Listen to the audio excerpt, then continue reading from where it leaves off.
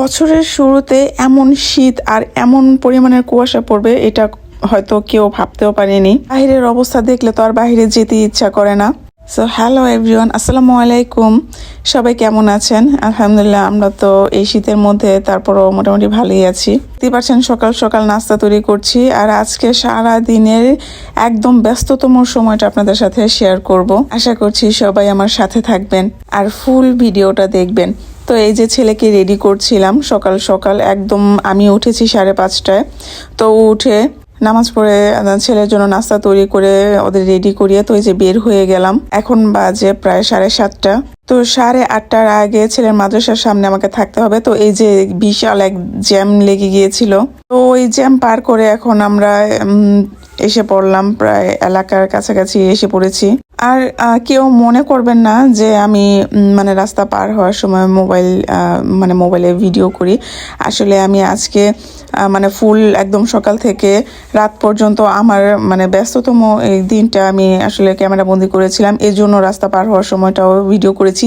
দেখতেই পাচ্ছেন মানে গাড়ি, এইটা যে কি একটা ব্যস্ততম রাস্তা যা বলার বাইরে। এর মধ্যে রাস্তা পারাপার করতে হয় আমার, মানে আমার মেয়ে আমার কোলে আর ছেলে এক হাতে থাকে। আজকে মানে বাচ্চার বাবার সাথে আসছিল, আর নয়তো এই রাস্তাটা আমাকে পার হতে হয়।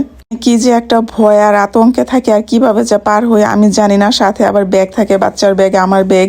তো এই তো আমরা মাদ্রাসা এসে পড়েছি। মাদ্রাসায় এই যে ফাইজানকে মাদ্রাসায় দিয়ে আমি চলে যাব বাসায় মেয়েকে নিয়ে। ওকে বাসায় রেখে দেন আমি আবার বের হব। মেয়েটা আসলে অনেক ছোট, ওর অনেক কষ্ট হয়ে যায়। কি করব আমি আসলে আমি বুঝি না, আমার মাথায় ধরে না। ছেলেকে নিয়ে আসলে আমার মেয়েকেও সাথে সকালে ঘুম থেকে ওঠাতেই হয়, কিছু করার নেই। তো ছেলের ব্যাগটা আমি কালকে বাসায় রেখে গিয়েছিলাম, আপুর বাসায়। তো এটা এখন নিয়ে আবার ওকে মাদ্রাসায় দিয়ে আসবো। তো মেয়েটা সকালে আসলে ঘুম থেকে উঠতে চায় না, ছোট বাচ্চা মানুষ। তারপর ওকে উঠিয়ে আমার নিয়ে আসতে হয়। আমার নিজেরও ভালো লাগে না, খুবই খারাপ লাগে। আল্লাহ ভরসা, দেখা যাক কি হয়। তো ফাইজানের মাদ্রাসায় যে ব্যাগটা দিয়ে আমি এখন চলে যাব হলো ফাইজানের জন্য বই আর খাতা কিনতে, আর কিছু বাজার করতে হবে আমাকে। তো এই জন্য আজকে ওর বাবা সাথে আসছিল। অনেক সকালে উঠতে হয়, দেখা গিয়েছে এত সকালে নাস্তা করতে মন চায় না। তো বাচ্চার বাবা বলছিল যে চলো নাস্তা করে নিই, তারপর যা করার করা যাবে। তো নাস্তা করে আমরা এই যে চলে আসলাম স্বপ্নতে। এখান থেকে যা যা দরকার ছিল ঘরের জন্য সব কিছু নিয়ে নিয়েছি, আর এই হাঁসের কম্বো প্যাকেজটাও নিয়েছিলাম। হ্যাঁ, আমার কাছে এটা অনেক ভালো লেগেছিল, মানে হাঁসের মাংস আর রুটি কম্বো ছিল।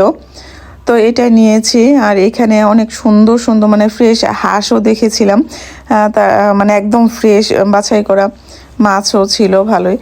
তো ওইখান থেকে ওগুলো নিয়ে আমরা লাইব্রেরিতে চলে এসেছি। তো লাইব্রেরিতে ফাইজানের জন্য সব কিছু নিয়ে এখন আমরা চলে আসছি মানে বাসায় বলতে আপুর বাসায়। এসে দেখি আম্মু আবার এই যে এটা যেন কি তৈরি করেছে, পিৎজার মতো একটা। তো এটা খেয়ে আবার বাসার উদ্দেশ্যে রওনা দিলাম। এখন আমরা চলে আসবো আমাদের বাসায়।